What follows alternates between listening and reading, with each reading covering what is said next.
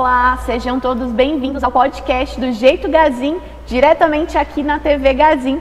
Hoje estou com convidadas super especiais aqui no nosso podcast de hoje, que é a Adriana Carvalho, e também estamos aqui com a doutora Érica Belon. Estou muito feliz de receber vocês aqui no nosso podcast da TV Gazin. Nós vamos bater um papo super bacana, mais voltado à jornada da liderança feminina, esse assunto que está tão em alta, tão emergente, e as mulheres que cada vez mais têm ocupado o seu lugar como líderes. Então, sejam muito bem-vindas aqui ao nosso podcast. Muito obrigada, é uma honra poder estar aqui com vocês nesse bate-papo que é extremamente importante.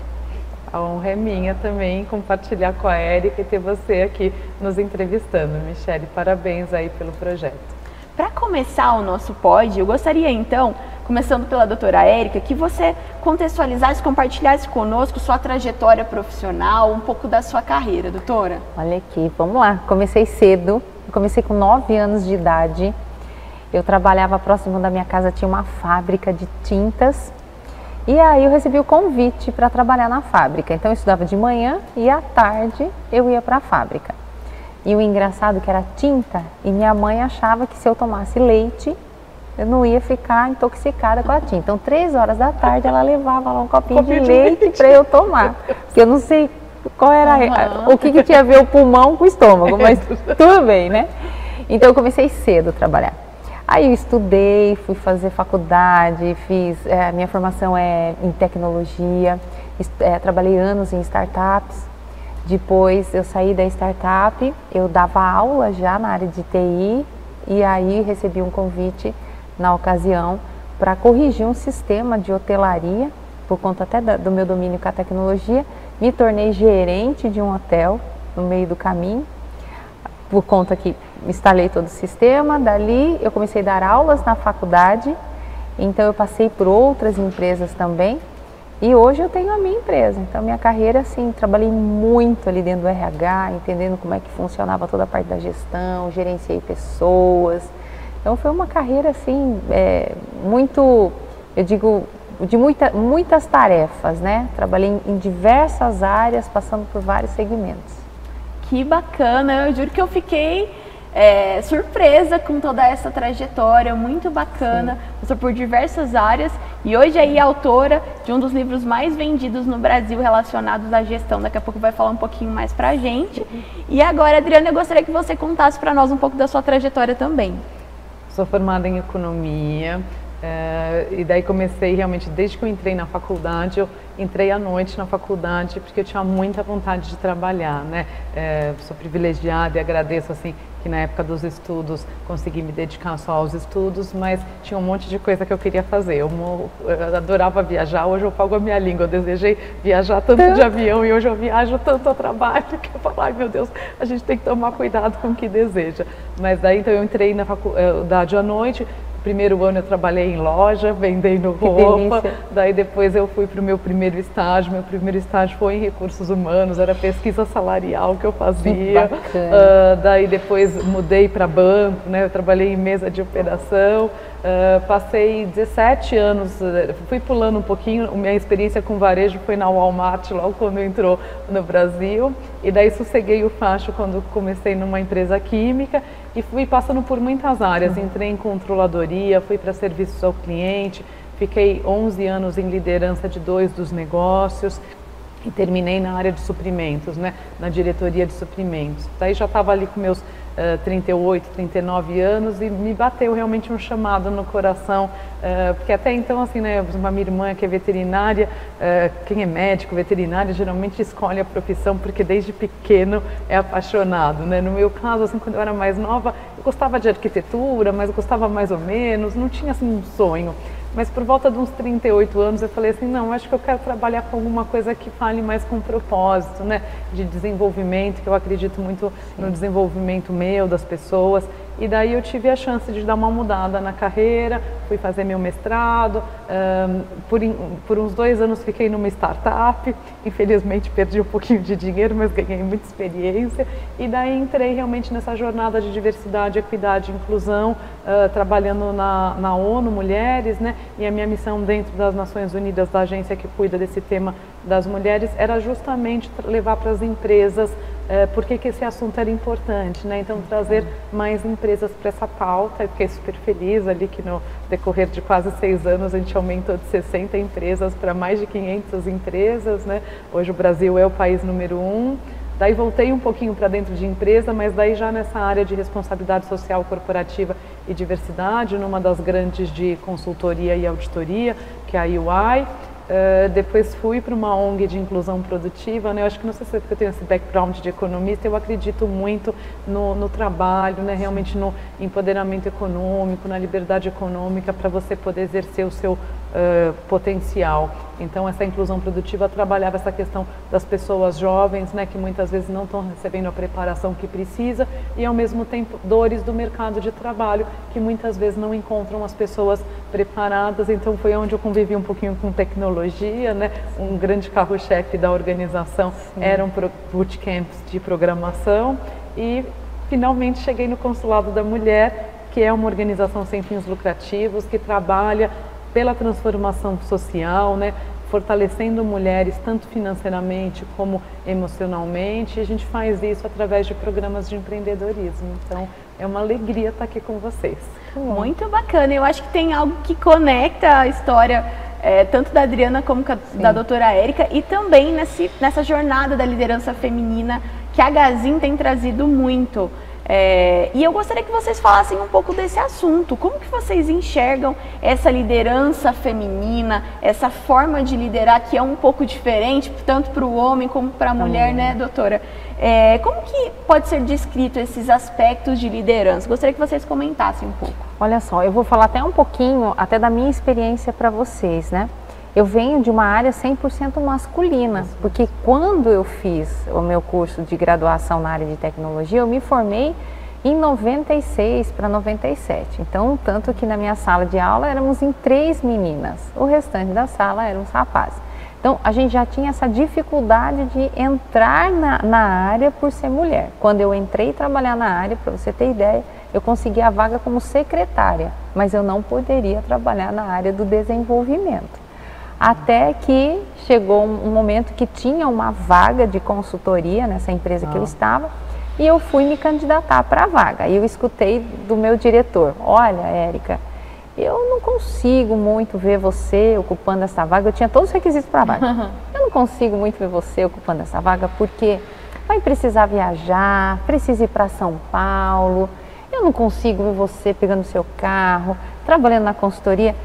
Você vai muito bem aí como secretária, atende a gente, então continua sendo secretária. Aí naquele dia eu falei, pronto, acho que aqui chegou o meu ponto final, né? Acho que não faz sentido eu ficar num local.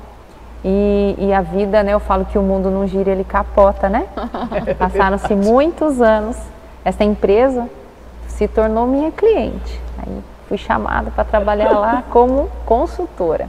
Aí passei na sala do meu ex-diretor, falei, olha só, né, hoje eu tô aqui como mulher, tendo que ensinar vocês a trabalhar, né?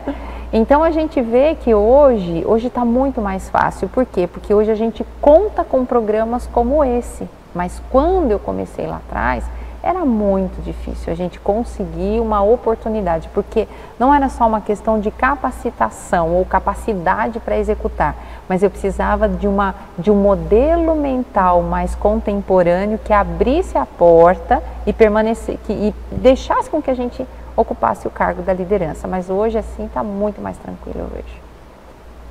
Adriana, como você enxerga as mulheres, esse modelo de liderança feminina? Eu também fico feliz, acho que eu e a Érica a gente regula ali, porque eu acho que eu também me formei por volta de 96, eu não estou equivocada, tá? 95.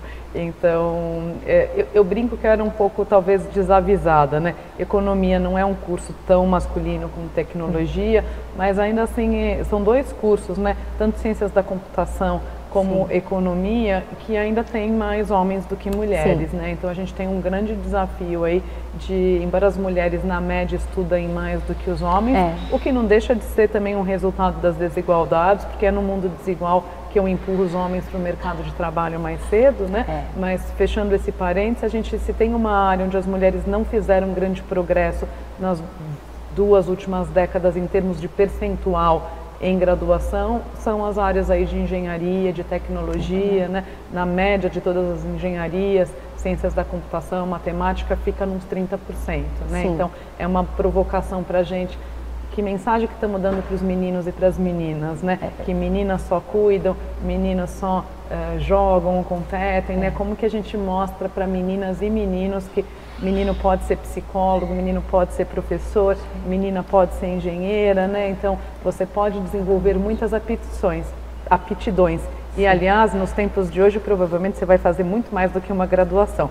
A doutora Érica estava ali na vanguarda, porque ela tem 8, se eu contei bem, que ela falou antes, né? Mas voltando para a sua questão, né, Michele, eu vejo que, assim, a gente vive um mundo cada vez mais volátil, cada vez mais complexo, com uma necessidade de inovação muito grande. Então, a gente precisa dessa união de características ligadas ao feminino e características ligadas ao masculino para dar conta dos desafios atuais. Então, eu preciso cuidar bem das pessoas, ao mesmo tempo eu preciso ter ali uma clareza, uma lógica, né? Então, eu tenho uma frase que... Eu adoro frases, tá?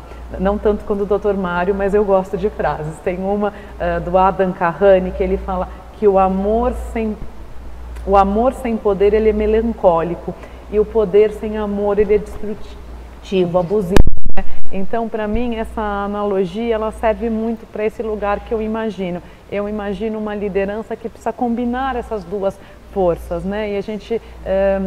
mulheres, muitas vezes, na média, somos mais incentivadas a desenvolver certas características, homens, meninos, na média, outras, mas todos nós podemos desenvolver as várias características e a gente precisa desse mundo que equilibre essas características. Eu vejo a importância da gente ter uma liderança feminina, quando a gente ouve muito se falar, né? A mulher, ela tem uma liderança muito mais voltada para a emoção. E não, eu posso desenvolver o meu resultado. A mulher tem total capacidade de desenvolver essa clareza de raciocínio e ter uma liderança humanizada, porque é importante que isso seja dentro da empresa, mas com o foco no resultado. Não necessariamente o gênero vai definir, né, o sucesso dentro de uma empresa por conta da liderança.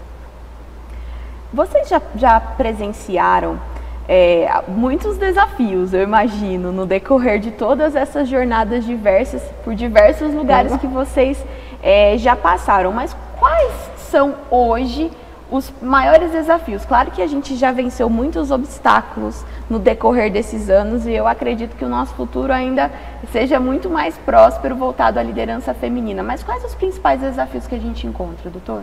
Olha, eu vou falar na minha área de atuação. Então, hoje eu sou empresária, nós temos uma empresa de consultoria e ainda assim a gente encontra a questão do gênero na hora do fechamento de um contrato. Por incrível que pareça, ainda existe isso. Existe assim uma diferença absurda de quando eu vou fechar um contrato sozinha e quando eu vou fechar um contrato que eu levo ou um dos meus rapazes do comercial comigo, ou levo... Então a conversa muda. Por quê? A gente sabe que hoje quem ainda está no processo de tomada de decisão dentro das empresas são os homens. E ponto. Isso é uma verdade, né? Quem decide, na verdade, quem fecha o negócio, 99% são os homens. Às vezes quem me intermedia ali dentro é uma mulher, mas quem senta na mesa para falar comigo, o contrato está fechado, é um homem. Então eu ainda encontro em alguns lugares que eu vou este comportamento, a necessidade de ter um homem junto comigo na hora de fechar o contrato. Por incrível que pareça, por mais que ele não abra a boca, ele não fala nada, porque quem detém do conhecimento e sabe o que vai fazer ali dentro sou eu. Mas existe uma diferença grande quando eu vou sozinha e de quando eu vou com ele. E eu estou falando de ano de 2024, século XX, né? Olha isso. Acho que eu posso complementar dizendo que eu vejo às vezes barras diferentes mesmo, né? A gente... E daí, assim, não é só os outros para com a gente mesmo tem que se policiar para também não usar, né? Então, por exemplo, eu posso contar um caso, por exemplo, né? Eu tinha uma relação muito boa com uma pessoa, com um homem que reportava para mim. Teve um dia que ele se implicou com... Ele ficou receoso que eu não estava incorporando toda a visão. Ele tinha total liberdade para falar comigo, mas ele resolveu que ele queria falar com uma pessoa acima de mim, né? E daí eu perguntei para ele, será que se eu fosse um homem você teria primeiro se implicado dessa maneira com isso e segundo adotado isso, né? Essa postura, né? E muitas vezes a resposta para com a gente mesmo ou os outros para com a gente vai ser não. Então eu sempre falo quão importante é você se perguntar quando você estiver criticando uma mulher na liderança, você faria essa crítica se fosse um homem? Você teria essa insegurança se fosse um homem? Então, esse é um bom indicador para você que, mesmo sem intenção, talvez você esteja exercendo algum preconceito. Então, eu também já fui de área comercial, também já tive isso, que às vezes você está com um homem na sala, você tem o cargo mais alto e a pessoa vira para ele, né? Então, assim, e muitas vezes as pessoas nem têm consciência que elas estão fazendo isso, né? Então, acho que a gente trazer para a consciência é o primeiro caminho para mudar, para a gente realmente cobrar o que tem que ser cobrado, né? Claro, por exemplo, se eu vou contratar a doutora Érica, eu quero saber o currículo dela. Claro. Ela tem experiência, né? Ela vai realmente ter competência para aportar? Exatamente. Isso é uma régua justa. Isso. Agora eu falar, ah, não, ela tá com uma cara que ela é muito boazinha, eu acho que ela não vai dar conta. Não, como assim, né? Por exemplo, ela era formada em ciências da computação. Por que que ela não era apta? Quem que vai resolver se ela quer viajar muito ou não? É ela, não sou eu, né? Eu posso ser muito honesta com ela, dizendo, olha, para ocupar este cargo, eu vou exigir esse tipo de demanda. Você está disposto a esse tipo de demanda? Isso é uma conversa franca, clara. Agora, eu assumir por você que você não quer uma coisa sem te consultar, não, isso é completamente equivocado. Exatamente isso. Isso eu enfrentei bastante, né? Eu tive um caso também de diretor, né?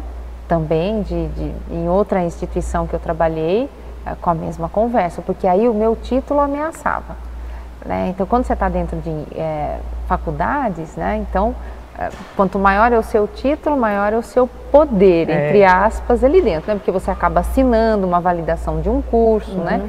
Então, aí eu tinha lá um diretor que não tinha a mesma titulação que eu tinha, então acabava que eu era uma ameaça para o cargo. Então, aí você vive os cortes, as podadas, né? As puxadas de tapete, a tirada de lado. Então, isso é muito comum. E aí eu sempre me fiz a mesma pergunta. Será que se eu fosse homem, o tratamento comigo seria da mesma forma como tem sido feito? É óbvio que não, né?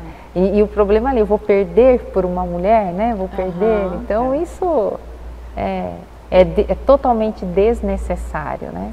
E acho que eu traria um último ponto também que eu vivenciei, tem muitos estudos em cima, né? Que a gente fala que mulheres na liderança, elas sofrem uma puxada em sentidos opostos, né?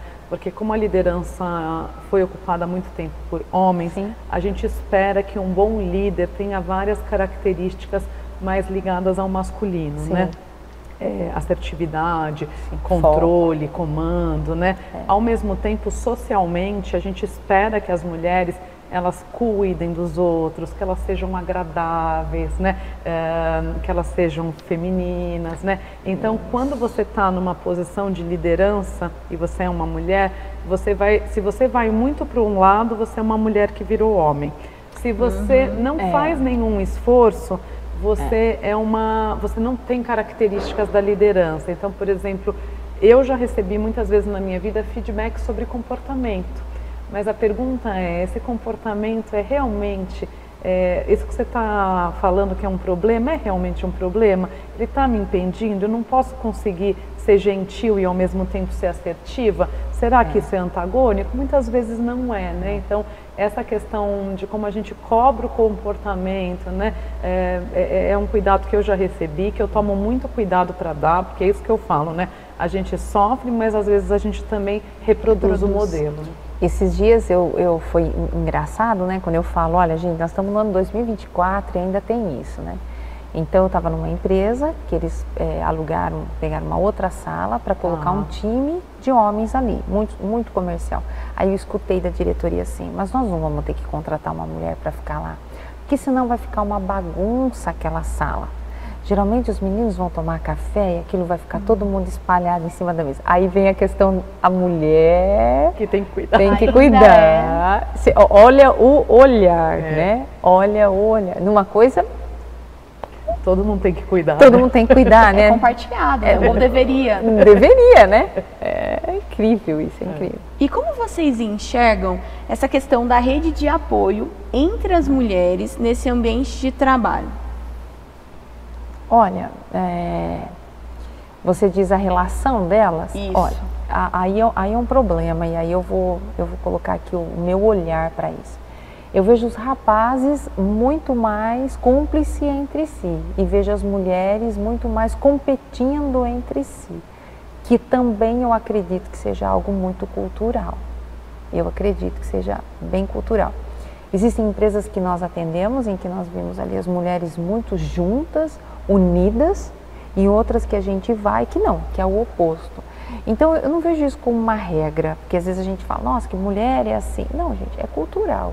Como é que eu estou ensinando? Qual é o comportamento que eu estou, a cultura que eu estou estabelecendo dentro daquele ambiente, né? Mas quando nós, mulheres, resolvemos nos unir, não tem quem nos pare. Isso é fato. Até falando um pouco de neurociência aqui, depois que a mulher tem filho, a área do córtex cerebral dela aumenta.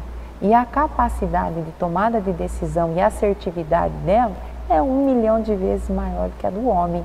Mas ninguém fala sobre isso, né? Tanto que não vou contratar a mulher porque ela tem filho, né? Então, mas você está deixando de contratar uma habilidade absurda que a outra que não tem filho, ainda não tem essa habilidade. E aqui é um outro exemplo de duas réguas, né? Por exemplo, se uma pessoa se machuca, tem um acidente, fica em casa, você não vai ficar criticando, né? Sim. Se a pessoa resolveu ter filho, você vai achar ruim? Não faz nenhum sentido. Não faz sentido, a gente precisa né? repor no mundo pessoas, né? Claro que a gente não quer nem ficar com uma pirâmide que cada vez muito mais jovem do que mais velho, mas a pirâmide invertida ela é um problema também, quando a sociedade desiste, né? Países como Japão, como Suécia, daí tem que pagar para incentivar e nem assim funciona, né? Então a gente tem que olhar a maternidade nessa beleza dela, né? Que primeiro você criar bem, né? Ter uma boa gestação, educar bem uma criança, você está contribuindo para uma população mais saudável, por pessoas mais sanas, né? Você está fazendo um papel privado, mas também social, né? Muito. Então, além disso, você tem todo... Não é que você está ali de folga, né? Imagina. Deitada, você está ali ralando pra caramba, você está tendo uma experiência que muitas vezes nenhum empreendimento vai te oferecer. E não tem estudo, não tem certificação que te capacite. Né? É um dos empregos mais difíceis do mundo. Exatamente, porque literalmente você está formando uma pessoa. Exatamente. Ali você está formando, né? E muitos ainda veem isso como um problema. Nós acabamos de admitir uma colaboradora nossa, tem um bebê de 1 ano e 2, 3 meses. Aí ela falou assim, olha, eu estou primeiro encantada com a forma como a gente foi recebida e segundo, eu estou assim, sem dizer, porque vocês não fizeram nenhuma pergunta para mim sobre o meu filho, minha filha. E, gente, não faz diferença para mim. O que vai fazer diferença para mim é você me dar o resultado que eu preciso dentro da função que eu estou te contratando e tá tudo bem, né? Porque as pessoas não querem contratar porque o bebê fica doente. Gente, o bebê fica doente, o marido fica doente, o filho, todo mundo fica doente. Você fica doente. Eu não posso ter isso como um critério para dizer. Já tive pessoas que não têm filho nenhum e que não te entrega, e já tive pessoas na minha empresa que têm filhos e que têm uma entrega extraordinária. Isso não tem absolutamente nada. Não tem correlação com a entrega. Não tem. Muito legal. E agora, eu quero saber um pouco mais do pessoal de vocês, porque isso impacta também diretamente. Mas como vocês, meninas, conciliam as responsabilidades da liderança com a vida pessoal de vocês? Existe alguma estratégia que funciona bem para vocês, que vocês poderiam compartilhar conosco? Olha, eu penso que a agenda, ela é tudo na nossa vida, né?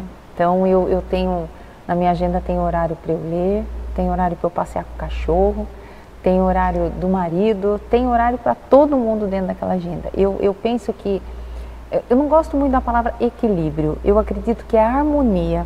Porque existem momentos na nossa vida que nós temos que nos dedicar sim mais para a carreira e menos para casa, e isso tem que ter um acordo. A gente temos que combinar o ecossistema.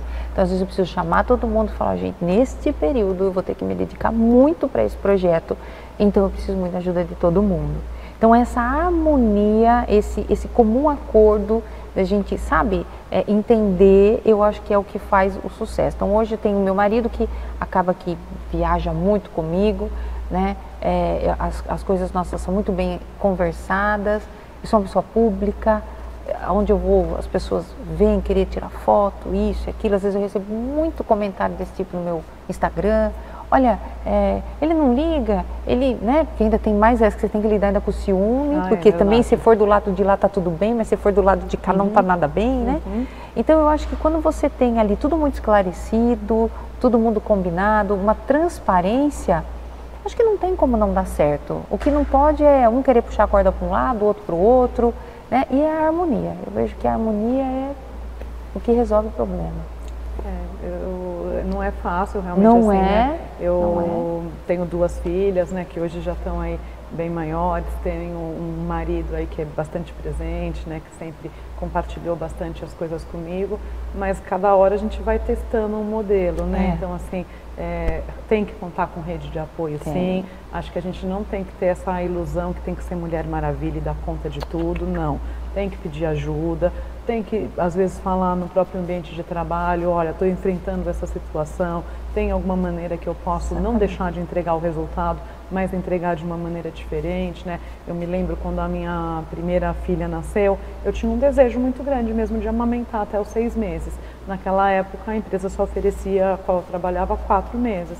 E eu realmente negociei com o meu chefe, que eu reportava para uma pessoa na Alemanha, não era numa política da empresa, mas eu pedi para ele, olha, a gente já tem a tecnologia que permite que trabalhe de casa, o meu trabalho não é um trabalho que exige que eu esteja fisicamente em algum lugar, porque eu vivo falando com outros países, né? Vivo fazendo reuniões virtuais, então eu realmente gostaria muito que vocês pudessem permitir que durante 2 meses eu trabalhasse de casa para que eu pudesse completar perto de 6 meses de amamentação, né? E ao fazer isso, né, claro, nem todo mundo achou tão legal, mas ele concordou e a gente vai abrindo o caminho para que depois a empresa implementou políticas que permitiam mais esse tipo de arranjo e eu permiti que mulheres que vieram depois pudessem pedir a mesma coisa, né? Então, muitas vezes a gente tem que ter a ousadia mesmo, não ter a vergonha de entender que aquilo é difícil e ter a ousadia de negociar, né? O não você já tem. Ao negociar, você pode eventualmente encontrar um outro modelo que seja legal, né? Então... Exatamente. E essa questão da rede de apoio, ela é fundamental, fundamental. E a gente tem que aprender a reconhecer o outro que está nos ajudando, que está nos apoiando, né? E não é fácil para ninguém, não tem fórmula mágica, né? Não, eu gosto desse, eu nunca usei a palavra harmonia, mas essa ideia de que o mundo é 100% equilibrado, nunca é assim. Eu sempre pautei o meu equilíbrio, desequilíbrio, que realmente nisso, eu não posso passar 12 meses seguidos só tendendo para um lado da vida. Então, como eu vou alternando momentos de desequilíbrios para lados diferentes. E que é a harmonia. É isso, eu adorei a definição. A harmonia, porque não tem, eu vou equilibrar a vida pessoal com a vida profissional, não.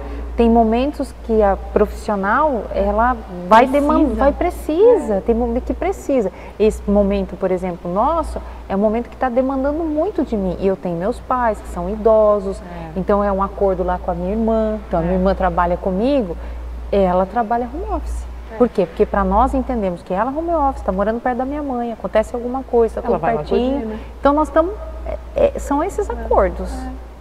São esses combinados que todo tempo precisam ser revisitados em alguns momentos. Exatamente isso. Muito como bacana. Diz o velho ditado, combinado não sai caro. Não sai caro. E a gente pode sentar e descombinar. E tá tudo certo. Tá tudo bem. Tá tudo bem. Como vocês acreditam que a presença feminina na liderança transforma o ambiente de trabalho? Vocês acreditam nisso? Que a presença da mulher, ela tem essa capacidade de trazer uma gestão diferenciada para o negócio? Que empresas, né, lideradas por mulheres avançam? Como que a gente pode ver isso, doutora? Tem alguma respaldo da neurociência sobre isso?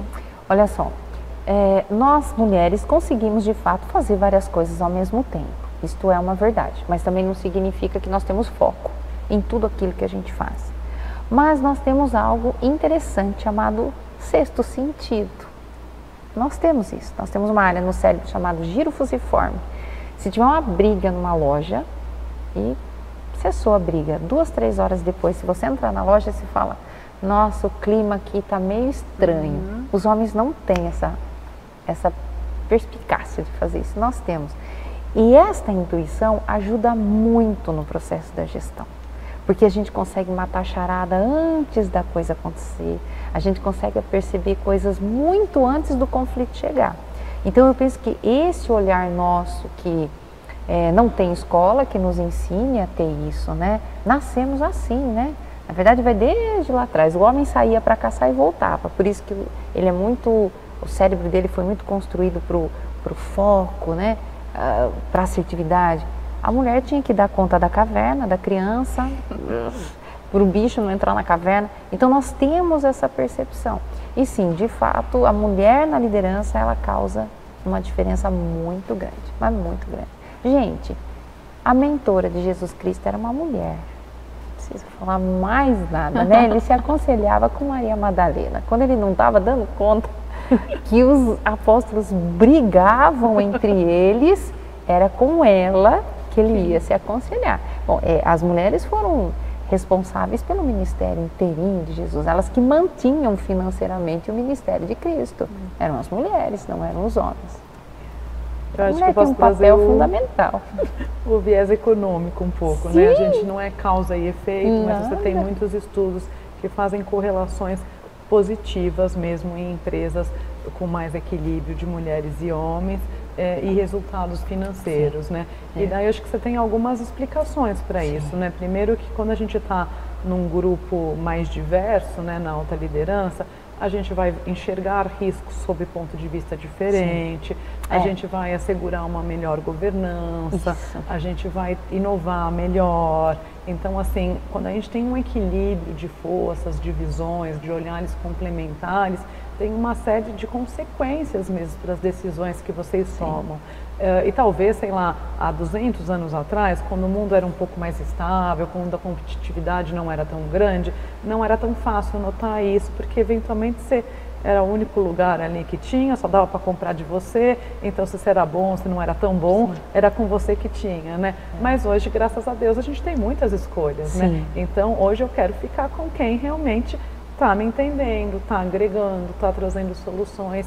Então a gente vê realmente uma série de correlações positivas, né? E claro que eu, como economista, não vou falar, então eu ponho uma mulher como CEO e logo eu vou dar lucro, ou eu troco minha diretoria por 50-50 e está tudo bem. Não, né? As pessoas têm que ter a competência, é uma série de combinações, e o próprio lucro da empresa, ele é um resultado de muitas variáveis e não de uma só. Mas você tem realmente aí aspectos, muitos estudos que mostram essas correlações positivas. Sim, é verdade. Muito legal. E como vocês enxergam, então, o futuro da liderança feminina? Que mudanças ainda precisam ser feitas e precisam acontecer nas próximas décadas? Eu vejo que a mudança seria abrir mais espaço para que essas mulheres possam de fato exercer o seu papel. Muitas têm competência, mas muitos tentam apagar o brilho dela, tirá-la da jogada. Eu vejo assim um número mínimo de mulheres no conselho, vejo muito pouco, eu trabalho muito em conselho, tanto que eu fui convidada agora para fazer parte de um conselho, eu sou a única mulher do conselho. Né? Empresas que eu atendo, muitas empresas do segmento da construção civil, geralmente eu sou a única mulher na sala para eu poder negociar ali. Então eu acredito que o que precisa realmente é abrir espaço e confiar que a mulher pode dar resultado, independente de ser mulher ou não, né? Como a Adriana falou, precisa ter competência, precisa ter know-how para aquilo, mas não é o gênero que vai definir esse know-how. Eu acho que a gente tem ainda um grande trabalho, né? Hoje, assim, se olhar qual que é o número de grandes empresas no Brasil, se eu não estou equivocada, são 48 mil. Qual que é o número de empresas, por exemplo, que está no Pacto Global, assumindo, está por volta, sei lá, de 1.600, 1.700. Então, assim, e daí não podemos esquecer que 94% dos empregos estão nas pequenas e nas médias, né? Então, esse não é um assunto só de grande empresa, é um assunto de todo mundo, e a gente precisa que muito mais gente faça a sua parte. E daí, embora eu seja economista, né, eu falo que às vezes a gente precisava mais de psicólogo, psicóloga, para explicar o porquê que, apesar de tantas evidências e de tantas razões, as pessoas não conseguem fazer a parte dela, né? E daí eu acho que a gente entra em questões como insegurança, né? Então, assim, eu preciso me fortalecer, porque essa ideia de que essa ideia da escassez, né? Que sou eu contra você, não, gente. Temos que ter o conceito da abundância. Tem tanta coisa maravilhosa para a gente crescer, melhorar. Tem tanta oportunidade. A gente está sempre competindo com a gente mesmo. Exatamente. Se tornar uma pessoa melhor. Então, assim, se liberte da sua insegurança, trabalhe as suas emoções, entenda por que eventualmente negociar com uma mulher te tira do eixo, né? Exatamente. Por que é difícil entender que quem tem a caneta é a doutora Érica, né?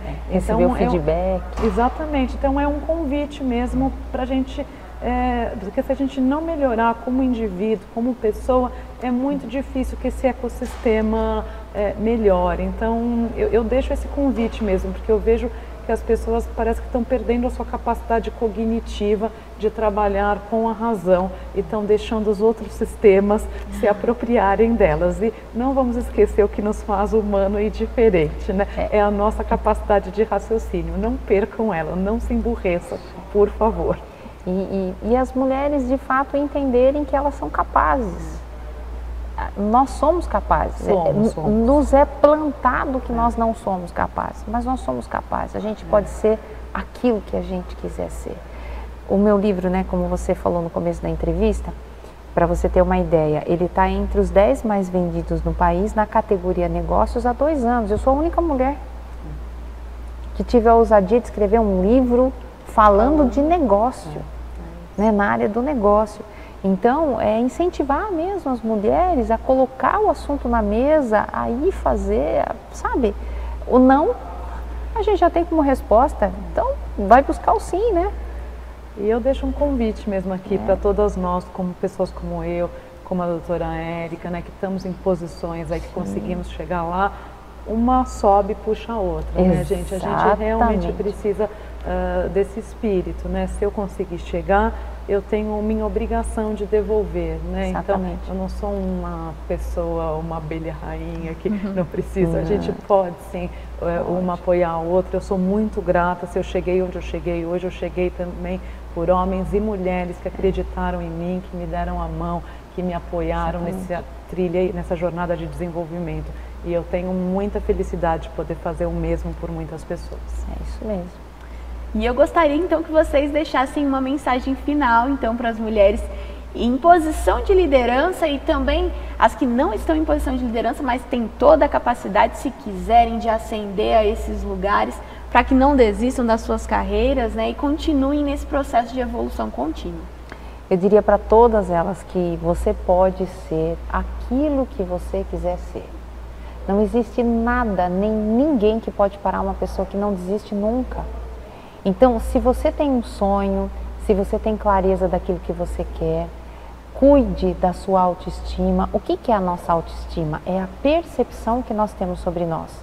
Quando você não sabe quem você é, você dá legalidade para que outras pessoas definam quem elas querem que você seja. As pessoas podem tirar tudo de você, mas se elas não tirarem a sua autoestima, você vai se refazer quantas vezes forem necessárias. Então aprendam a estar em lugares onde vocês são celebradas e não toleradas. Aprenda que nem todos os lugares que você se encaixa, eles servem para você. Isto vale para lugares, para sapatos, né, para roupas. Então você pode ser aquilo que você quiser ser. Nada nem ninguém pode parar uma pessoa que não desiste nunca. Muito bacana, inspirador. Muitíssimo inspirador, é isso mesmo. Faço as palavras da doutora Érica as minhas, confio muito nessa, a gente nutrir realmente a nossa ambição, o nosso poder, a gente assumir e lutar pela nossa autonomia, tanto financeira como de conhecimento, como emocional.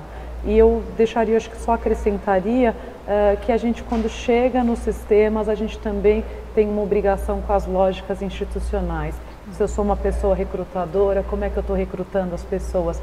Porque eu gostei dela ou porque ela tem a competência, né? Se eu sou uma pessoa que estou na alta liderança, eu estou assumindo esse compromisso, eu estou fazendo a minha parte, dizendo para todo mundo abaixo de mim que mulheres podem entregar também muitos bons resultados e que companhias que têm homens e mulheres muito competentes são as que vão sobreviver, né? Então, ajudemos a mudar essas lógicas que foram construídas muitas vezes há 60, 70 anos atrás e que não são mais válidas no mundo de hoje, porque a gente prosperou como humanidade, a gente é mais inteligente, a gente pode fazer melhor. Eu quero agradecer a presença das nossas convidadas aqui, quero agradecer a audiência de você também, telespectador da TV Gazin. Muito bom ter vocês aqui junto com a gente. Muito obrigada. Muito obrigada, eu que agradeço, foi uma honra poder estar aqui com vocês. Também agradeço muito e parabenizo a Gazin, que é uma empresa comprometida com essa pauta. Ai, obrigada. Muito legal. E juntas a gente vai construir esse mundo aí mais feminino. Muito obrigada, até o próximo podcast. Até. Até.